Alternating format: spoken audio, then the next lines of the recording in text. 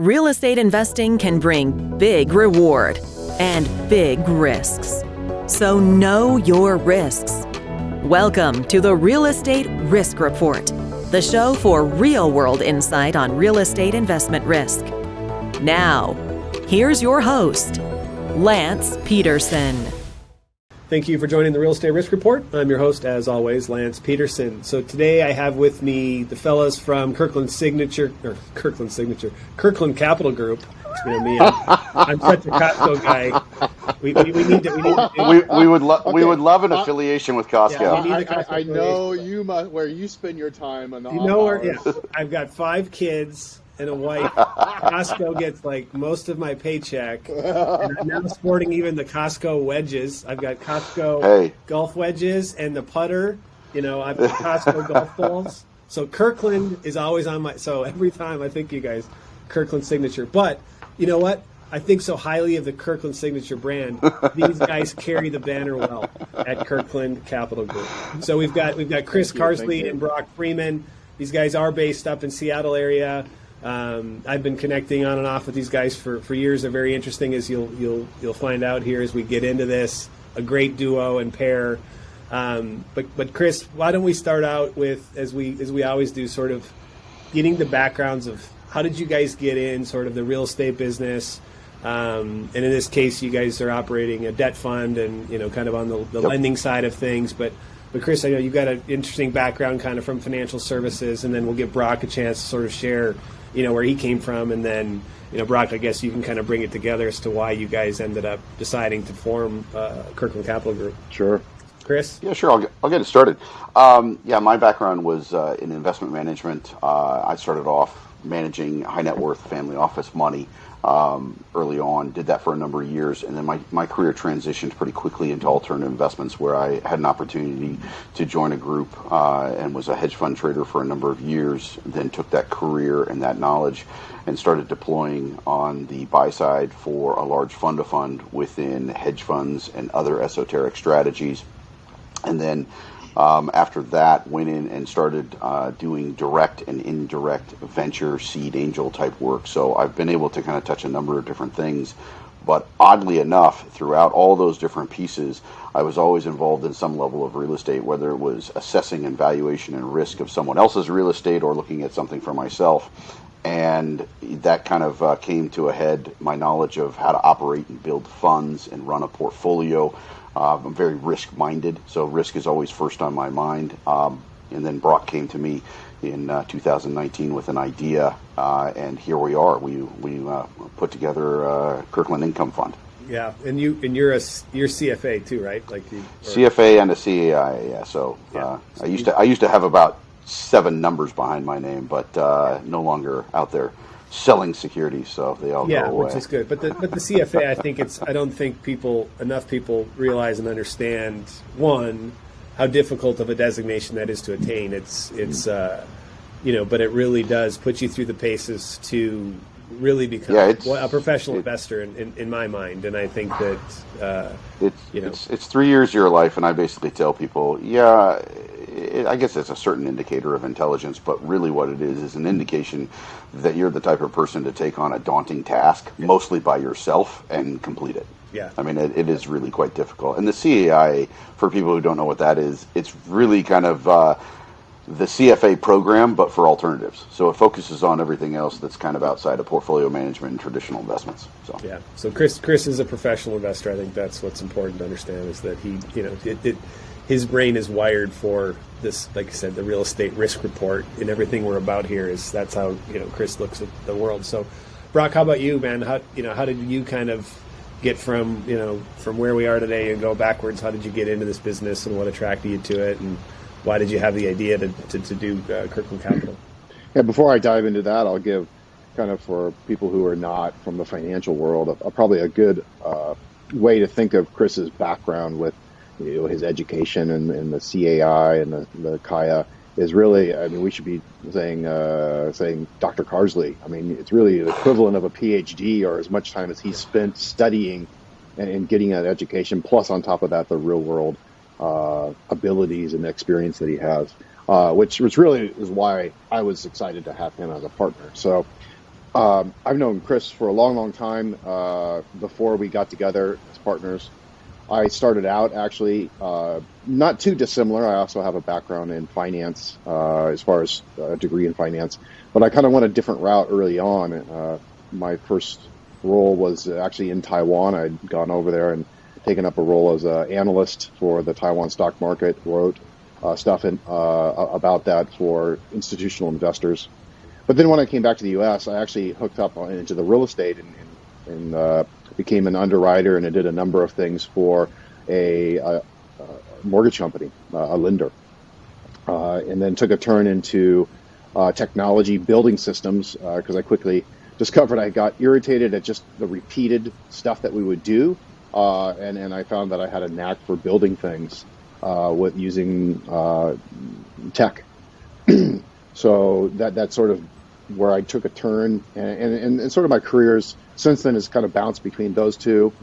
After the big crash in '08, I actually took a break from real estate, went into corporate finance, ran systems for Microsoft, mostly internal stuff with their finance and accounting, which was great. I learned a ton about how corporate finance works, et cetera, et cetera.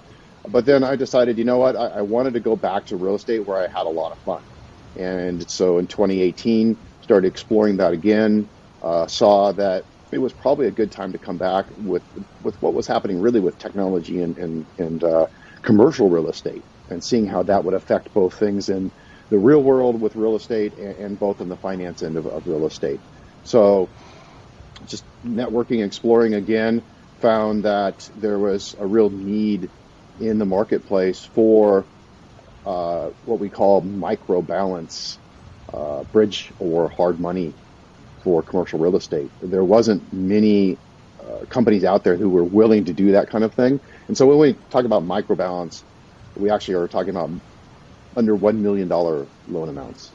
That's a difficult thing because in the commercial world, because a lot of times it takes just as much due diligence on these deals, yet obviously you're not going to make as much money. But there are some other things that are really great about this space, and we can, of course, dive into those. But with my technology background in building systems before and automated underwriting and processing and secondary marketing systems for mortgage, it made sense. I felt like, hey, this is a place where we can pick up things and make an outsized return, and yet lower risk for our investors across a number of areas, yet use technology to really overcome what previously made this sort of an untenable space to be in and operate in on a regular basis. So Chris and I came together. It was great to have him because of his background and understanding how to build really what we would call an institutional level fund from day one, which was great because I didn't have that background. But what I brought to the table was this background in having been an underwriter, understanding the real estate, et cetera. So we felt like together we would really be able to fill each other's gaps very, very well in creating this fund and launching it. Yeah, no, definitely. Yeah, and it's interesting because I met Chris and Brock separate and apart. I mean, Chris and I have been talking on and off for a number of years, and we always hit it off because we are kind of this.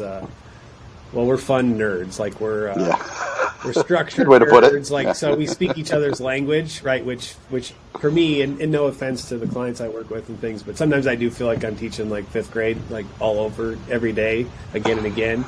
And then when I would speak with Chris, it'd be like, all right, we're speaking the same language. Like it's two colleagues, like you said. It's at the PhD or whatever. Don't want to give myself too much credit. It is very esoteric, random stuff. So it's like not that exciting or interesting. But and then Brock too from the tech side and blockchain stuff, and that's sort of where him and I had connected. And then to see these two sync up was kind of cool. And obviously up in the Pacific Northwest, Kirkland Capital Group is a member of the Verivest sponsor network, so we're super excited to have these guys, especially if they're launching the venture, just the types of guys that we want, in our club, so to speak. And so it's been fun to get them there, and really our roots too, in my roots, at least on the real estate side, were as lenders. So, in more small balance, micro balance. So I completely hear you, which is why I think we're going to dive in today, is just talking about why that need exists. And I think that it's interesting when you think about it for guys like Chris and Brock. They really have, unlike like commercial real estate acquisition guys, really they're out there and they're just trying to find stuff to buy. And obviously they have to maintain relationships with brokers, and so a lot of those similarities, but really they have this investment product, and in their case it's a 506c offering, the Kirkland Income Fund. So you've got this financial product you're trying to sell to accredited, high net worth individuals, and they're after yield and risk adjusted, a good risk adjusted return, and cash flow and income and that kind of thing. But they also have to go out and compete, for borrower attention, right? And as Brock alluded to, I mean, these, it's still the same amount of work to determine whether or not, and how much you're willing to advance or lend to somebody, and and you have to assess, figure out what the property's worth, and all those sorts of things. But you need to attract borrowers. Money's fungible, right? And obviously, if they can get it cheaper someplace else, they may do that. So that means that you have to have really two different. You're trying to get the attention of high net worth investors to sell this financial product, but you're also trying to get the attention of those who need to borrow capital. So maybe it's a classic two-sided marketplace. It's a two-sided marketplace, which is the same problem that we have at Verivest now too. Like, we got sponsors, we need to attract them in as members, and we've got to get the investors. And so it's really double the work that they have to have different message to the different people. So maybe because of this tech background, and I know you guys, in this case, you're comfortable lending not just in Washington State, but you guys originate loans in other states. So maybe share with us, like, how do you go about getting that lending product, that micro balance sort of bridge type of stuff? How do you get that out in front of people so that they know that you guys potentially could lend on their project? What does it take to do that? That's a great question, Lance. So in my career, I've actually built loan broker networks 2 times before, and this will be the 3rd time. So I was pretty familiar with the loan brokers, how they work, how they think. I had spent quite a few years both in the field building that, and then later on managing for a lender, managing other salespeople who would build those networks as well. So for me, it was, okay, you know what, we can either go out there and try to contact all these thousands of commercial real estate brokers, and maybe they have a deal once every couple of years to send us. So staying top of mind is going to be really difficult. Or, you can directly reach out to borrowers and try it that way. But in the end, really, it's like, wow, there's a ready-to-go sales force out there. They're called commercial loan brokers. They're the ones that, if you treat them right, if you protect them, if you know how they think, and you can tap into that, it's like you're going out there and recruiting your own sales force. And so that's what we've done. We started out doing outreach, just talking to them, kind of understanding from their perspective, okay, what are the difficult things? How do we make some changes? And I made several changes up front to really attract their business by appealing to what matters to them. And there's a number of things that we do and that don't really increase risk for us at all. Number one is just, look, they want to be protected. They want to make sure that their borrower isn't going to go around you, around them to us directly. So one of those things is we just don't do any direct loans. It's always through a loan broker. So that helps make them feel confident.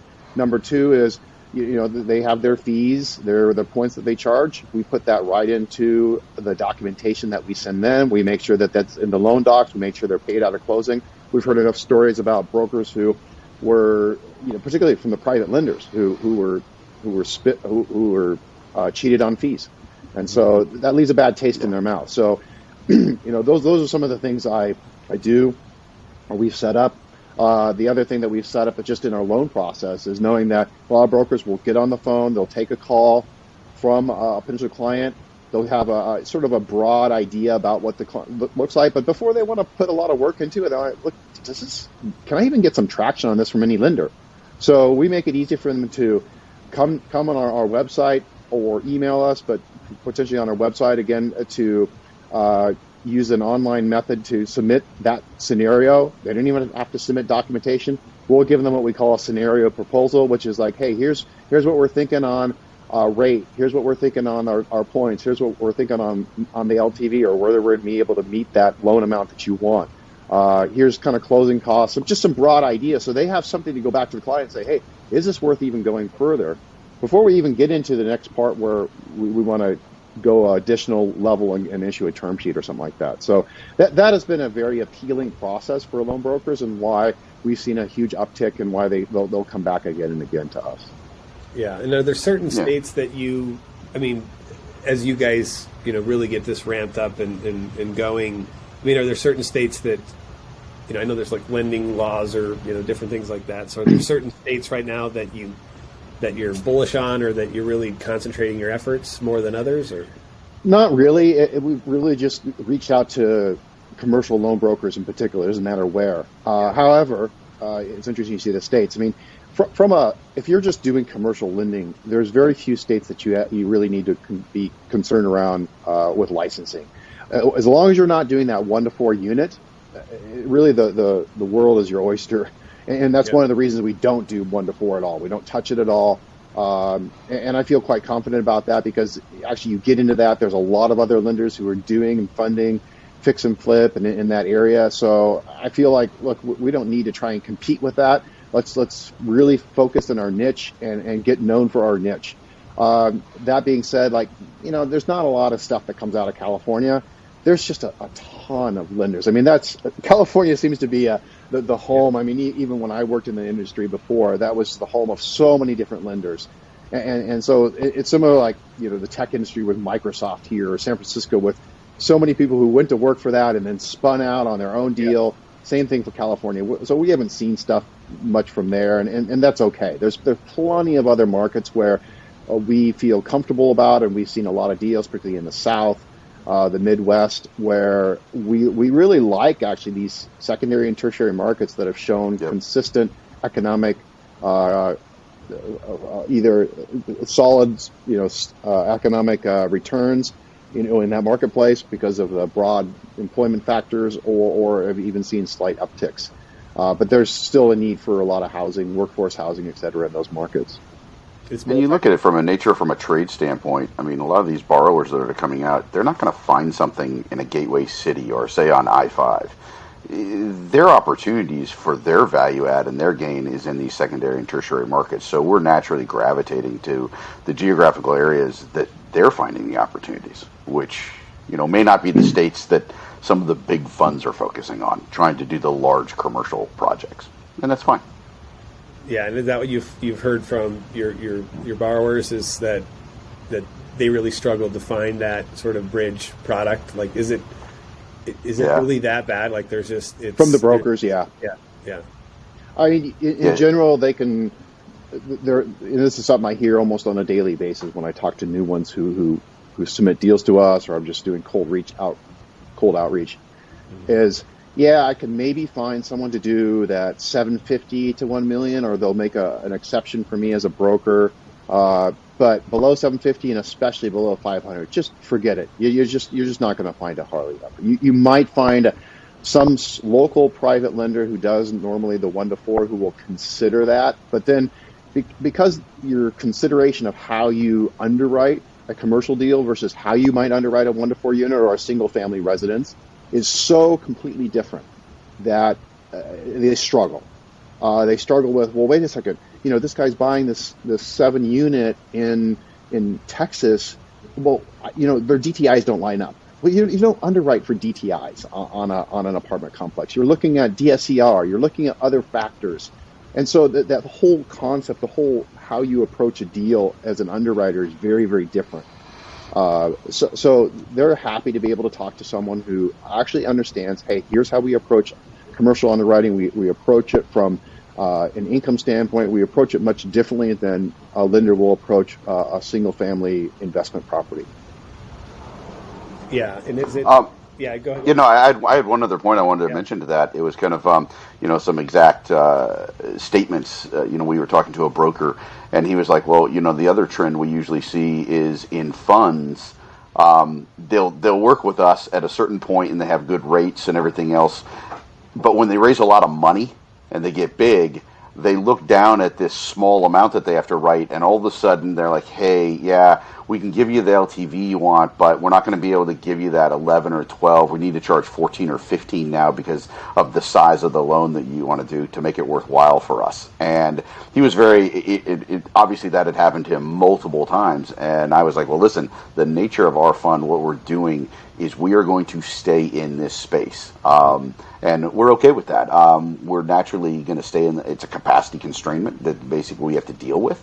But it's something we want to be that consistent institutional level, fund that is going to be the provider for loans in that space. And he was excited. He was like, that's amazing, because most people, the life cycle of funds is I get really, really big and then I have to move up.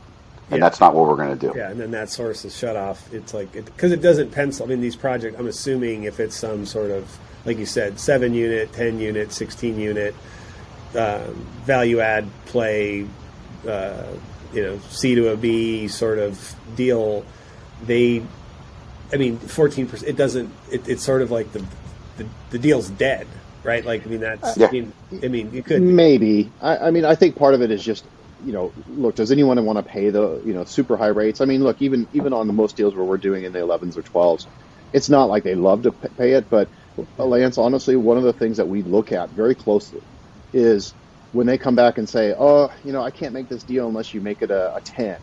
Well, that's a red flag for us, because that means that they're running their margins so closely on the deal that if something goes wrong on it and you're not going to make it work because you couldn't get that 1% less on the loan, then that's probably not a deal you should be doing, and it's not a deal we want to be doing.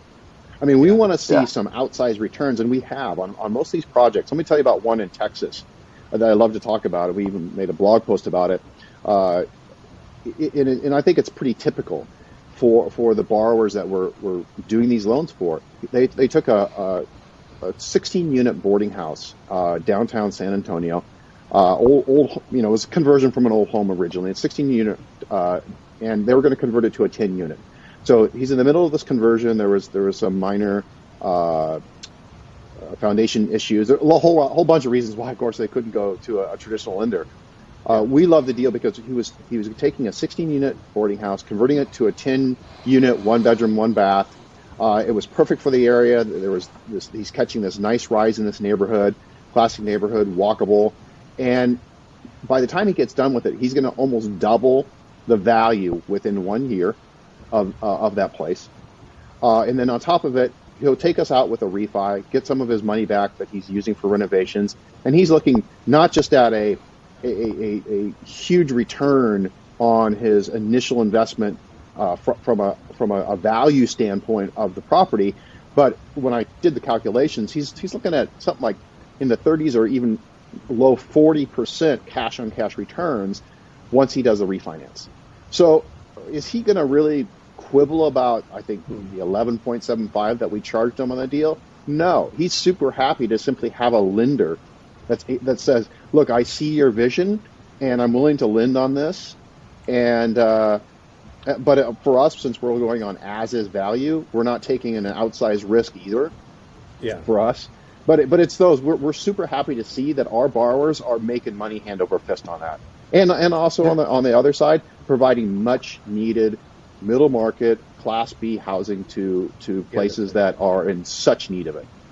Yeah, that's exactly right, and that's the big thing. It's right now the construction costs are just through the roof, and it's so these are the things. It's just reusing the spaces that we have, and it's interesting. I didn't realize that there was such a dearth of financing options for that size, and I guess that does make it hard because, doing the show, it's like everyone's story. It's like started out with single family, went to duplex, then a fourplex, then a 10 unit, then a 16 unit. Now I'm buying a 100 unit, right? So it's really, that's kind of in the path of how people often that's their trajectory, right? But it's difficult if the financing options are there aren't many on that path. That makes it difficult, and especially now with the housing shortages that we have. I mean, we really do need, and with the interest, especially with multifamily in particular.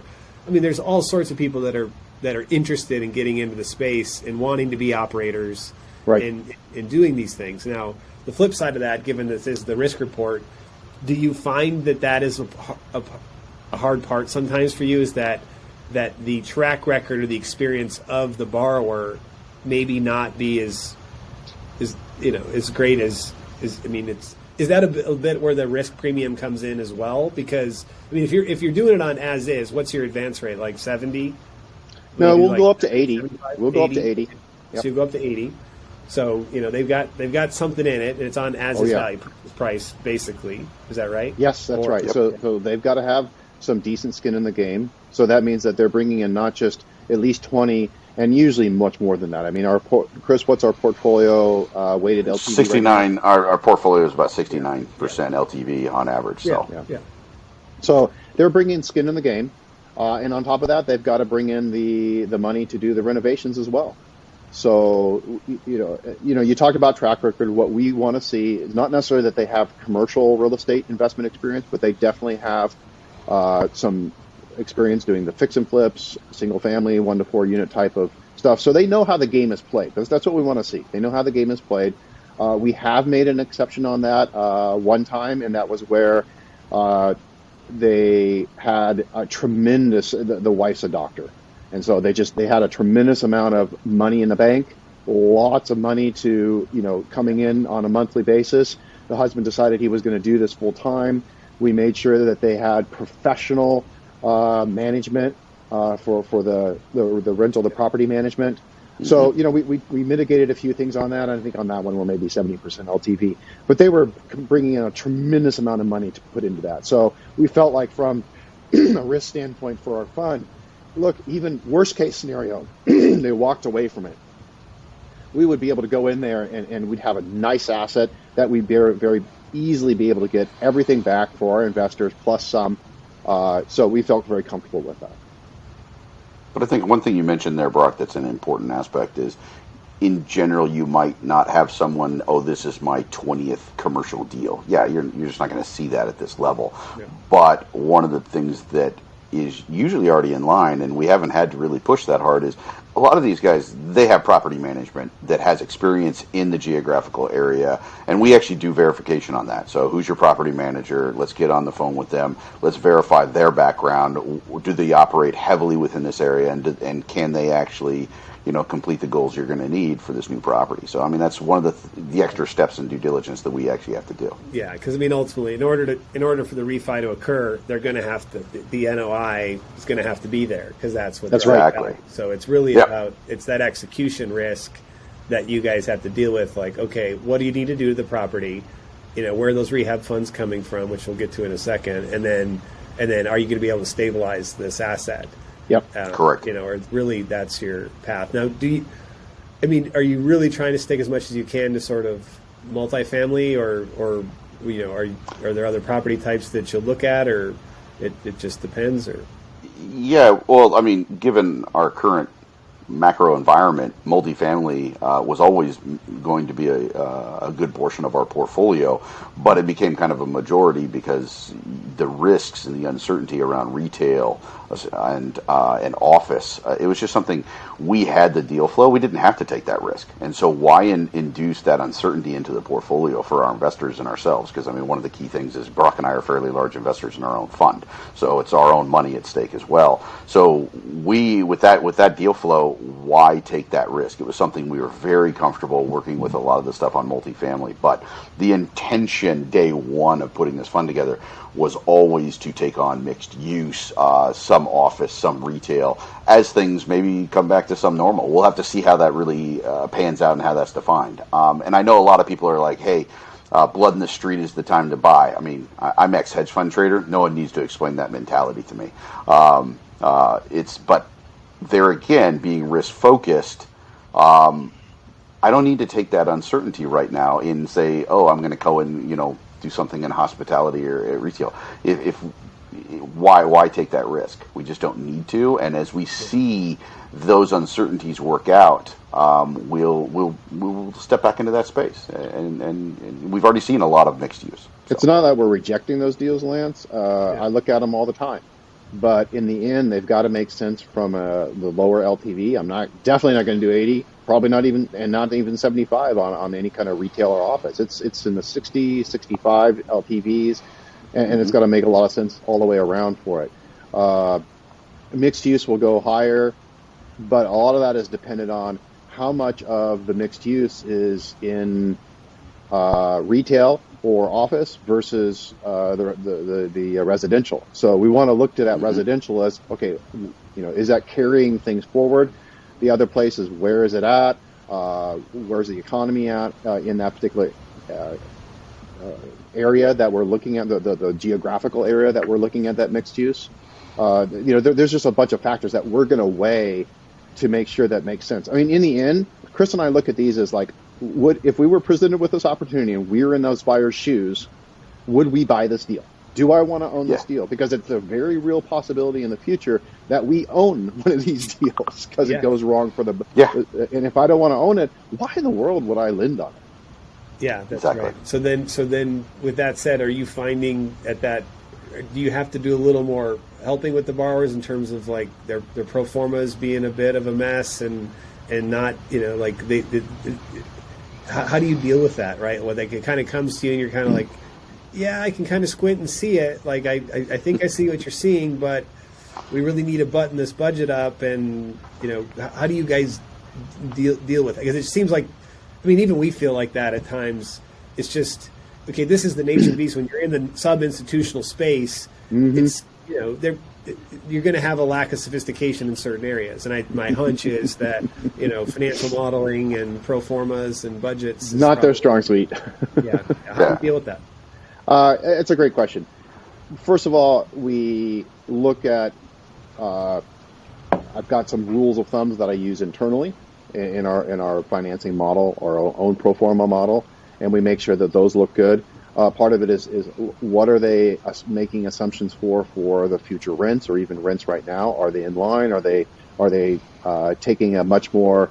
Are they being conservative on what they're looking for rents in the future? We definitely will make adjustments down for that. We'll look at what typical expenses are for particularly multifamily where we've done most of our deals, and we'll make our own adjustments on what those things are. And of course, in the end, we're getting a commercial valuation too from a third party. We generally order through Kirkland Capital, and those are reviewed again with a desktop by a full appraiser who looks at it twice. And so we're looking at what they're putting up for in there as far as rents and expenses that are typical for the area. So I think in the end we feel pretty confident about, even though we might have someone who doesn't know how to put together a great pro forma, and that's the assumption we make from the very beginning. We're just not dealing with people who have a long experience in that. So it doesn't surprise me when those come in and they're an absolute mess. So we put that together to the degree we feel comfortable internally for, okay, does this person have enough reserves to make it through the vacancies, et cetera, that they have? Because that's why they're coming to us, because there's vacancies or they're going to do some renovations that are going to cause vacancies. So do they have enough reserves for that? And then in the end, do they have that DSCR, and are they going to be able to exit us in that 12 months? Do we see that plan? Do we see that plan has a high chance of being executed? And that's really what I'm looking at very closely is does that make sense in the end of things so they can get taken out by traditional financing and we have an exit. Yeah, and also getting them to think about exit like day one. Yes. Also. It's like some of them, I think actually a majority of the people we've worked with have been down that path. But there's always a few of like, well, what banks have you talked to? Talk to more than one. Get things lined up to where, you're not going to get an LOI, but you can have an intention and have a short list of people who are going to, do a conventional loan on your type of property if you meet your milestones and your end goals. And just have that ready to go. Yep. Because a lot of people forget, like, I'm going to do a 12-month bridge loan, and in the 12th month I'll be ready for conversion. Well, that may not work in today's world. That's you got to be thinking ahead on that. You got to be thinking in month 10, about what you're going to do in month 12. Yeah. And that's kind of just making sure that they're, like I said, most of them are up that curve, but every once in a while it's good to kind of mention it just to make sure their head's straight. Because in today's world, brokers up front about that look, I need you to tell me and give me in writing what your exit plan on this thing is. And actually that's part of our thing is like, look, you're going to make the money twice. You're going to get double commissions on this deal that roll through your door because you placed it with us and now you're going to place it there. But on the other hand, you need to figure out and talk with your client about how you're going to exit right now. And there's been numerous deals where we haven't gone any further because the broker couldn't tell me how they were going to exit. They like, well, I don't know. I don't know where I'd place this. Well, then I don't see how we can do that. Yeah, that's going to go bad. Yeah, that's right. Yeah, and that's good. It's good because you do have these. Once the loan is made, now you've got multiple constituencies and stakeholders who are aligned. You guys want them to exit. The broker wants them to exit to the double fees, and then of course the borrower. I mean, they'd rather pay 5%. That's right. Or 5% than 11%. Than 11, right? So there's good alignment of interest. But once again, it all comes down to. We've said it's that execution. It's the execution risk is really what and that's what they're having to pay you guys for, right? In this case, the fund, the lender, for the execution risk. That's why the cost of capital is higher. That's right. So let's flip over to that in the fund structure because now you've got this open-ended fund that I can invest equity into. Which has, it holds assets that are basically first position loans on everything we've just talked about, right? So you get your mind wrapped around the average loan to value, 69%. That means there's 31 cents on every dollar in equity in the deal on day one as they execute their strategy through forced appreciation, as they de-risk it, that the LTV becomes even greater, right? So as they create the equity, and it's de-risked if they do that. So I think that's where you center on it is on the lending side. It's borrowers who know what they're doing and can execute their plan to get to where they're trying to go. If they do that, then this thing's beautiful.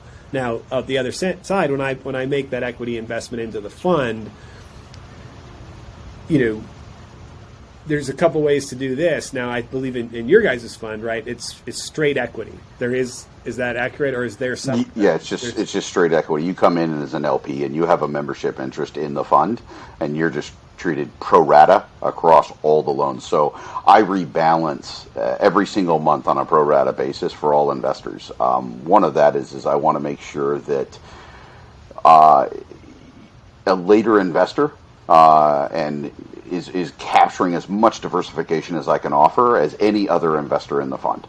And so what that really means is if I've got 20 different loans and you come in, by the next turn of a month, my fund administrator and I have basically readjusted your exposure across 20 different pieces. So you're now capturing the identical diversification as everyone else in the fund. And, it doesn't affect earlier investors because, the interest rates don't really change that much from loan to loan. So there's no, is there a detriment to earlier investors? No, not at all. But what it does is allow every investor in the fund to have as much exposure across, and control their risk. Because, diversification, as we all know, is a key aspect to, portfolio risk.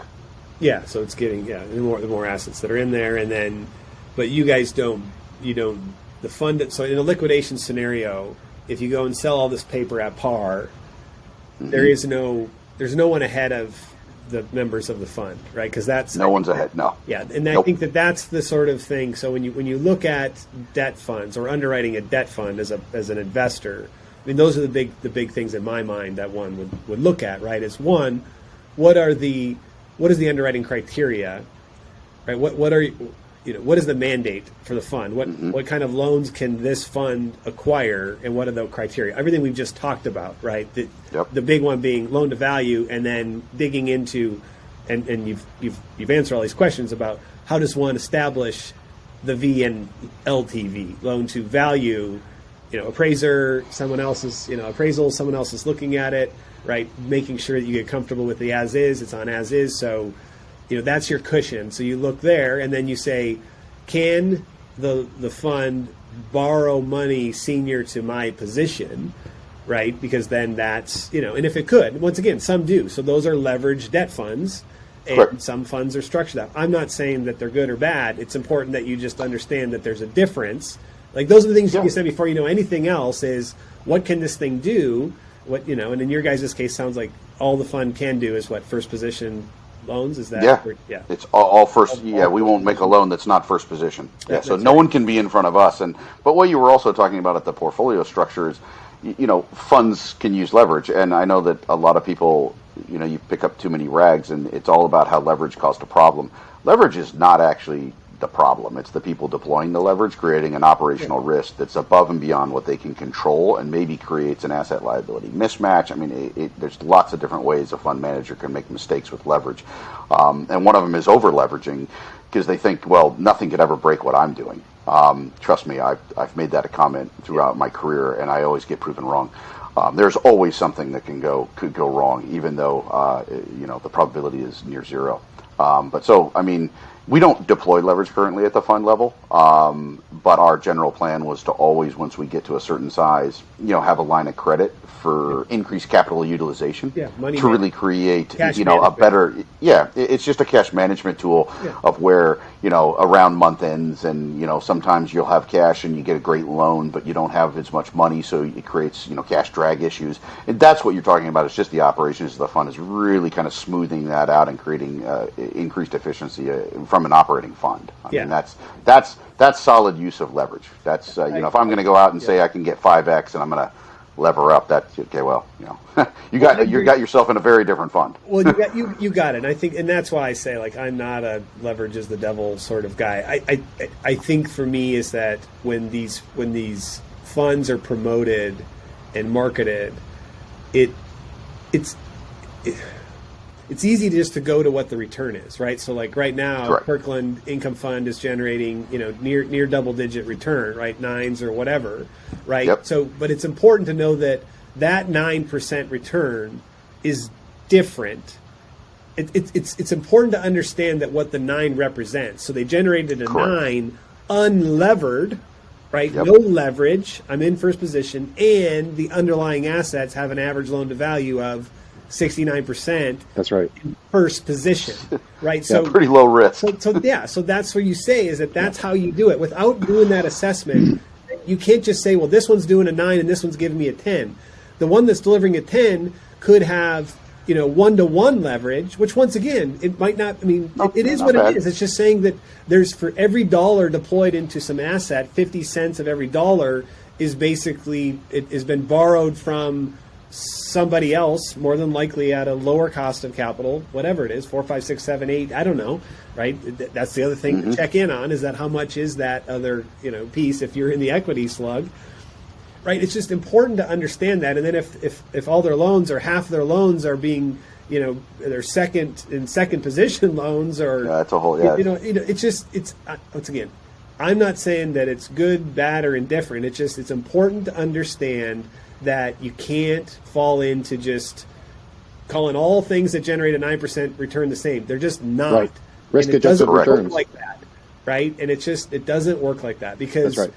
when these guys brought this product to the market, they're saying, okay, we talked a lot about the problem we're solving for the operator, the person, the multifamily, whatever. Like that makes a lot of sense, right? And it's not out there, and you can generate a really good return, off of that to the fund. But then how you invest in the fund and what you're getting into, it's just important to understand that the problem you're trying to solve is that you'd like, income, right? I like to make this investment Correct. and get quarterly, and if I can get 9%, return or 10 or whatever it ends up throwing out at me on those things, like you're solving a problem in your portfolio. Portfolio needs income, and now it comes down to what's your risk tolerance. Right, because that's what I mean. Like all these guys, like, oh, it's terrible, like leverage and debt. Like I'm tired of hearing it because it's not. Stop saying that. It doesn't mean it doesn't mean that levered debt funds are bad. It just means that do you understand the risk that you're going to take if you invest in it? And Fully it's just a different risk profile. I mean, for it. I tell people, it's like, I talk to a lot of investors, RIAs, and I'm like, what we do is not everything you should do. I mean, there's tons of other different alternative income aspects that may fit or not fit your portfolio. I don't know the nuances of their particular portfolio, Exactly. but if I had to go put something together, I often look across the entire spectrum of risk and understanding, well, how much risk am I actually taking? And the effort of a true portfolio manager is I want to maximize my return for the acceptable level of risk that I want to take that matches myself or my client that I'm managing. That's really your end goal. And that may come in lots of different forms. Where we put this fund together is we're trying to be lower on that risk curve. Both, and this is where it comes in with alternative investments, is not only in the investment, because everyone likes to jump in and assess the investment, it's also the assessment of the operational risks that are run, because you're investing in a fund, you're investing in a company that manages this fund.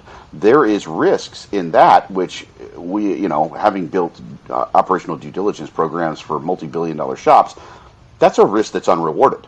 You're not paid. I mean, everyone understands risk and return. I take a certain amount of risk, I get paid. Operational risk, and one of the big concerns that people need to be aware of is exactly what you're getting at, Lance. There's a lot of other factors that differentiate people, and that sometimes is an unfortunate risk that you're not compensated for. And so understanding those additional risks, whether it be a leverage component or something else, and making sure you're comparing apples to apples is the right way to look at it. And we've just kind of chosen to, I'm not trying to knock the lights out here. I'm trying to give you an enhanced return that is a diversifying component to perhaps the rest of your portfolio that has an income option. Those are the three pillars of what we're trying to provide to investors. That's right. And I want to do that with as little risk as humanly possible. Both sides. And I think that's what's important here, Lance, too, is that not only have we taken a look at how do we structure and what kind of debt or what kind of situations do we make loans on, and make sure that we're lowering the risk as much as possible in that area.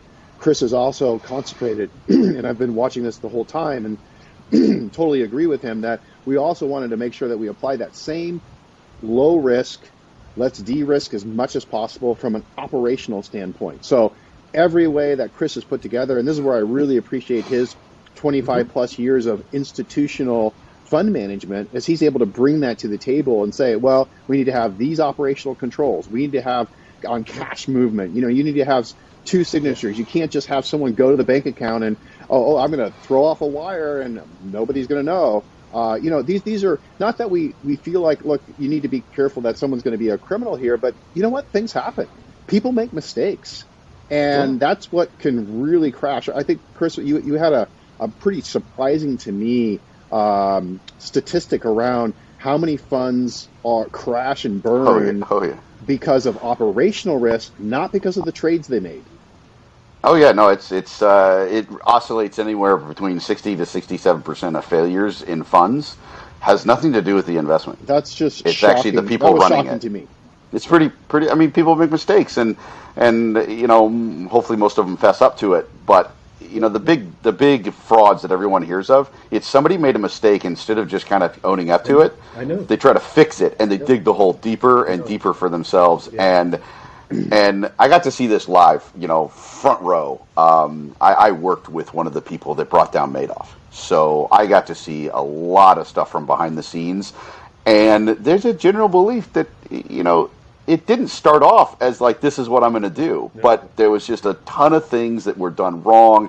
And instead of just saying, hey, what I thought I was going to do doesn't work, and shutting it down, it was ego got in the way, and it just kind of ballooned into its own beast. I know. I mean, you guys know me. Like, this is why this is why Verivest exists, because it drives me crazy that the stat that you just said is not known, and everyone sort of downplays it. And then